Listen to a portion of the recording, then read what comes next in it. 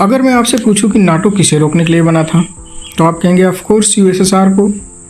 और अगर मैं पूछूंगा कि क्वाड किसके लिए बना है, तो आप कहेंगे ऑफ कोर्स चाइना। मगर मैं आपसे अगर बोलूं कि हमारे खिलाफ भी एक ग्रुपिंग बन रही है जो कि काफ़ी मजबूत है, जिसमें तो कभी कभी अमेरिका और चाइना भी एक तरफ में हो जाते हैं, तो आप क्या मानेंगे? ऐसी ग्रुपिंग्स ये चीज़ साफ कर देती हैं कि हमारे पावर प्रोजेक्शन और फ्यूचर पोटेंशियल से दुनिया असहज महसूस कर रही है। दरअसल वर्ल्ड वॉर 2 के बाद से जो चला आ रहा सिस्टम है उसमें वेस्टर्न डोमिनेंस काफ़ी ज़्यादा है और वो उनके फेवर में भी काम करती है। Economically, soft power and hard power, everything the western countries use to dominate the other Nations.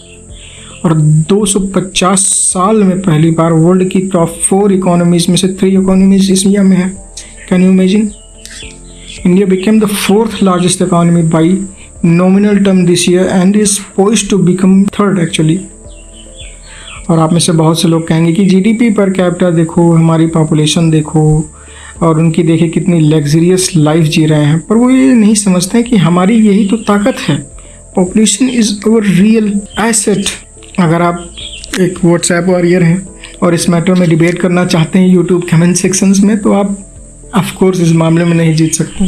But जिस भी कंट्रीज़ का पर कैपिटा इनकम बहुत हाई है, उनकी पॉपुलेशन कम है और उनका ग्रोथ पोटेंशियल भी बहुत कम है। It is a hard reality. Hard power में भी कमी आ जाती है क्योंकि लोग बहुत ही अच्छी ज़िंदगी गुजार रहे हैं और वो अपने नेशनल इंटरेस्ट के लिए अपनी जान गंवाना सही नहीं समझते। वो चाहते हैं लेट इट गो, थोड़ा सा नुकसान होने दो। War is not a place to happen.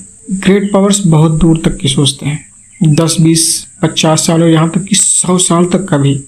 और कभी भी आप 100 साल की प्रोजेक्शन देख लो, boom, nobody comes even close to India. Bharat के आसपास भी कोई देश नहीं भटकता according to the future potential of India, जैसे हम ग्रो कर रहे हैं। एंड नाउ यू अंडरस्टैंड कि ऑपरेशन सिंदूर में क्यों यूएस एंड चाइना बैकडोर में पाकिस्तान को सपोर्ट कर रहे थे। बिकॉज कोई नहीं चाहता कि हम विकास करें। Nobody want us to grow.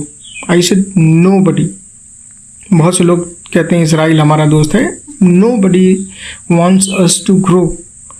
और अगर भारत को विकास को वो लोग रोक नहीं सकते तो स्लो तो कर सकते हैं। And that is where all the geopolitical games are concentrated. And this is what is real politics. अगर हर एक वैश्विक घटना की गहराई में आप जाएंगे तो आपको एहसास होगा कि हर कोई हमें रोकना चाहता है और हमें रोकने के लिए सबसे बेस्ट मेथड क्या है? Can you imagine? Yes, you heard it right. Balkanise India, तोड़ दो भारत को। यूएस एंड चाइना दोनों चाहते हैं कि इंडिया कई भागों में टूट जाए। सी, चाइना के काउंटर बैलेंस के लिए नॉर्दर्न इंडिया ही काफ़ी, यूनाइटेड स्टेट्स के लिए। जब इतना बड़ा रशिया पावर है, यूक्रेन से जीत नहीं पा रहा है with the help of the western technologies and weapons, तो जो काम इंडिया का एक पार्ट कर सकता है तो उसे करने के लिए पूरे इंडिया को डेवलप करना, जो कि नियर फ्यूचर में चाइना से भी बड़ा थ्रेट बन सकता है यूएसए के लिए, एक कम फायदेमंद सौदा है ना उनके लिए। और चीन के लिए एक सपने जैसा है भारत को बांटना। इसलिए जब भारत को बांटने की बात आती है, टेरिटोरियल इंटीग्रिटी की बात आती है, तो यूएस एंड चाइना दोनों एक ही टीम में दिखाई देते हैं। जैसे कि मणिपुर एंड नॉर्थ ईस्ट की घटना देख लो, ज़्यादातर चाइना स्पॉन्सर्ड होती हैं। खालिस्तान इश्यू को देखो, कितना पैट्रोनेज देता है यूएसए कितना प्रोटेक्ट करता है। एंड नॉर्थ वर्सेस साउथ की जो डिलेमा है वो तो ब्रिटिश समय पे उनके रूट्स जाते हैं। So my humble request to all of you is please be United.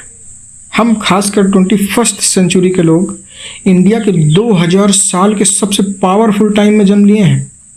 जहां हमने बचपन में भुखमरी और कमज़ोर भारत देखा है, वहीं बुढ़ापे में एक सुपर पावर कंट्री देखेंगे जो खुद हमने ही बनाया होगा।